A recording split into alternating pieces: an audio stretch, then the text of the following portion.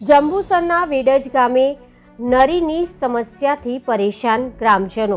પ્રાપ્ત માહિતી અનુસાર જંબુસર તાલુકાના વેડજ ગામે કંબોયા વિસ્તાર અને પરા વિસ્તાર આસપાસ અંદાજે 700 મીટરનો રસ્તો નરીવાળો હોવાના કારણે ગ્રામજનો અને સ્થાનિક ખેડૂતોને ભારે હાલાકી ભોગવવી પડી રહી છે।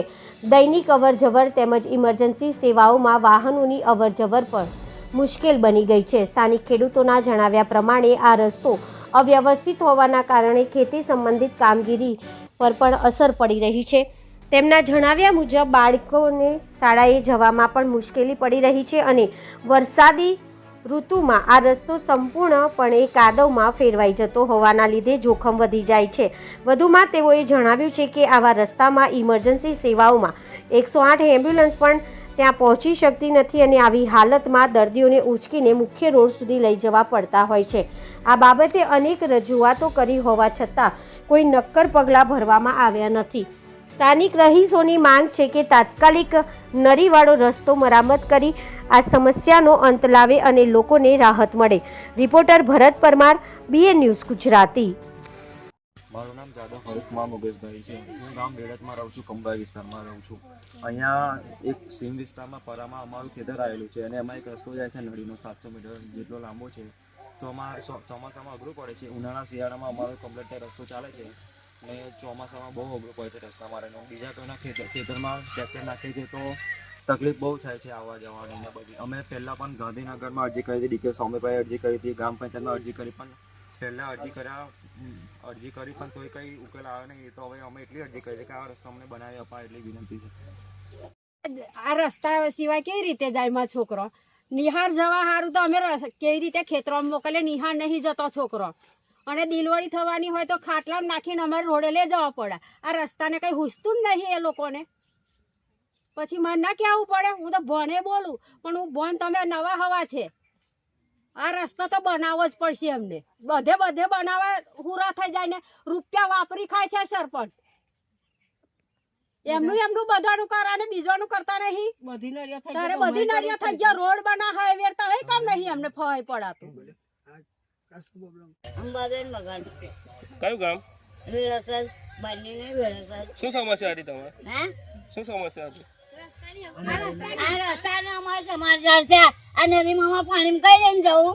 રાત દાડો ચુમાહામ અમારે ચુમાહાનું જ અઘરું છે, બીજું કશું અઘરું નહીં ભાઈ। આ છોકરા અમારે કઈ લઈને જાય રાતના પર, એટલે લોકો અમને શીરા પર જવા દેતા નહીં ભાઈ। આ રસ્તો અમને કહી લો, રસ્તાની નદીઓ હોય પણ રોડ બનાવેલા તો આપણી નદીઓ શું ગુનો કર્યો? સરપંચને કહે સરપંચને કહે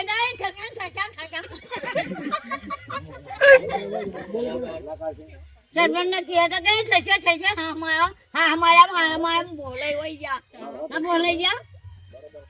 જાદવ વિક્રમભાઈ સરદાર। મારે એવું કેવું છે કે આ રસ્તો અમારો થતો નહીં, કેટલા ટાઈમથી આવો ને આવો જ પડી રહ્યો। અમારે ગમે તે પ્રસંગ હોય, ગમે તે કંઈક તહેવાર હોય, ગમે તે કંઈક કોઈક મરી ગયું હોય, ડિલિવરીનું હોય, અમારે બીજોના ખેતરમાં લઈને જવાનું થાય। કાં તો અમારે ડિલિવરીનો કેસ હોય તો ખાટલામાં લઈને રોડે લઈ જવા પડે। અમારો રસ્તો સરપંચ હોય કરવા રાજી છે નહીં। અમે DK સ્વામી પાસે હોય જઈને આવ્યા તોય રસ્તાનો હજુ કશું નિકાલ આવ્યો નહીં। બીજું કે અમે ગોઢીનગર અરજી નાખી તોય એનો કંઈ એ આવ્યો નહીં। અને સરપંચ એવું કહે કે પેટા પરું લાગે। પેટા પરું કેવી રીતના લાગે અમારું? જ્યારે એમને ઓંટ લેવાના હોય તે ઘરે પેટા પરું નહીં લાગતું? મારે એવું કેવું છે। એટલે અમારે રસ્તો જોઈએ, બીજું કશું નહીં, જેમ તેમ કઈ અમારો રસ્તો બનાવેલો બસ, બીજું કશું કેવું નહીં મારે। તમારું? બૈલાલભાઈ આસાભાઈ જાદવ। શું સમસ્યા હતી તમારે? આ નળીની સમસ્યા છે રસ્તા માટેની। કેટલા ટાઈમથી આ સમસ્યા છે? આ 1 વર્ષથી 100 વર્ષથી છે સમસ્યા, અને 108 નહીં આવતી, બાળકોને નિહાર જવાનું બહુ તકલીફ છે। બીજું કે અમારે કોઈ માણસ બીમાર હોય ને તો એ ખાટલામાં નાખીને કંબોય તલાવડી લઈ જવો પડે અને 108 જવાય। અને આ ઊંઝા કંબોયા તલાવડીની સમસ્યા છે।